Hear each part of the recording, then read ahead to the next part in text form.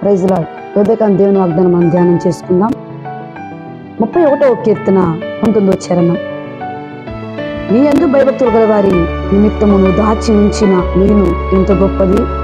నరుల ఎదుట నిన్ను ఆశ్రయించిన వారి నిమిత్తము నువ్వు స్థిరపరిచిన మేలు ఎంత గొప్పది. దేవునికి మహిమ కలుగునుగాక. ఉదయకాందు వాగ్దానం ద్వారా ప్రభు మనతో మాట్లాడుతూ చూడండి. నీ యందు భయభక్తులు కలిగిన వారి నిమిత్తము నువ్వు దాచి ఉంచిన మేలు ఎంత గొప్పదో అని దావీదు అంటున్నాడండి. నిజమే కదా. ఆయన యందు భయభక్తులు కలిగిన వారి నిమిత్తం అంట ఆయన దాచి ఉంచిన దీవెనలు, ఆయన దాచి ఉంచిన మేలు ఎంతో గొప్పదండి. హల్లెలూయా. ఎంత గొప్పదంటే వర్ణించలేం. నరుల ఎదుట నిన్ను ఆశ్రయించిన వారి నిమిత్తము నువ్వు స్థిరపరచిన మేలు ఎంత గొప్పది. నిజమే కదా. నరుల ఎదుట, మనుషుల ఎదుట, అన్య జనాంగాల ఎదుట, యెహోవా యందు భయభక్తులు కలిగిన వారి ఎదుట వారిని ఏం చేస్తాడంటే ఆయన మేలుతో గొప్పతనముగా మెచ్చిస్తాడు.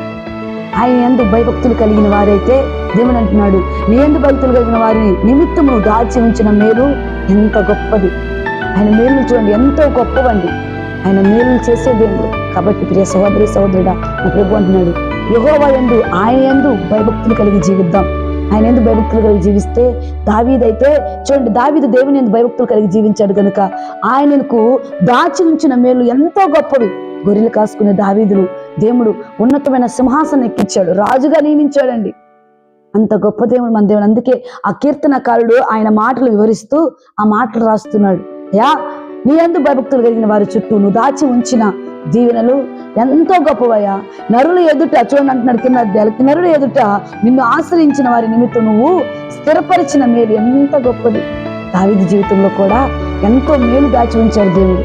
ఎంతో గొప్ప మేలు దాచి ఉంచాడు. ఎంత గొప్ప మేలు అంటే చూడండి, ప్రజలతో తన ప్రజల ప్రధానులతో కూర్చున్నబెట్టే స్థితిని దావీదుకి ఇచ్చాడండి. గొర్రెలు కాసుకునే దావీదండి. తన అన్నదమ్ములు అయితే మంచి జ్ఞానం కలిగిన వారు, బలము కలిగిన వారు, యుద్ధానికి ముందుగా ఉన్నవారు, యుద్ధ వీరులు. కానీ దావీదు చూడండి, గొర్రెలు కాసుకునేవాడు, ఎక్కడో ఎండకి అలమటిస్తూ చెట్లలో పొట్టుల్లో జీవించేవాడండి. అయినప్పటికీ దావీదును దేవుడు గుర్తించాడు. ఎందుకంటే దావీదు దేవుని యందు భయము భక్తి కలిగిన వాడు కనుక.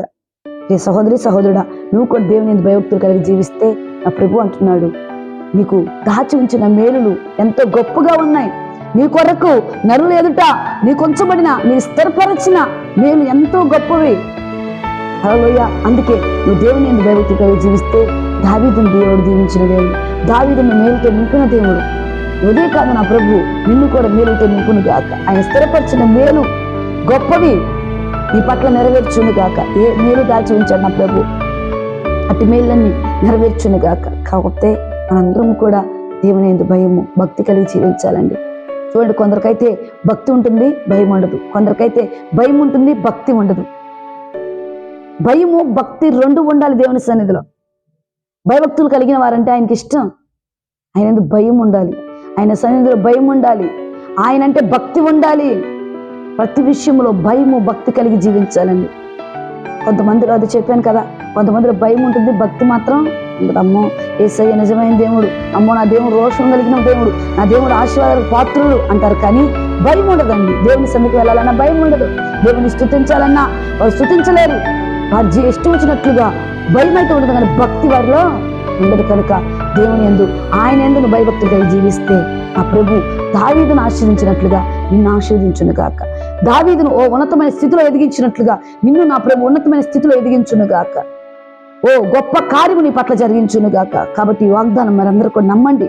ఈ వాగ్దానం చూస్తున్న మీరు ఎవరైనా సరే, దేవుడు ఇటు వాగ్దానం మీ పట్ల నెరవేర్చి దీవించును గాక. ఆయన యందు భయభక్తులు కలిగి జీవిద్దాం. ఇటు కృపా సహాయం ప్రభు మనకు అనుగ్రహించును గాక. ఆమేన్. Praise the lord.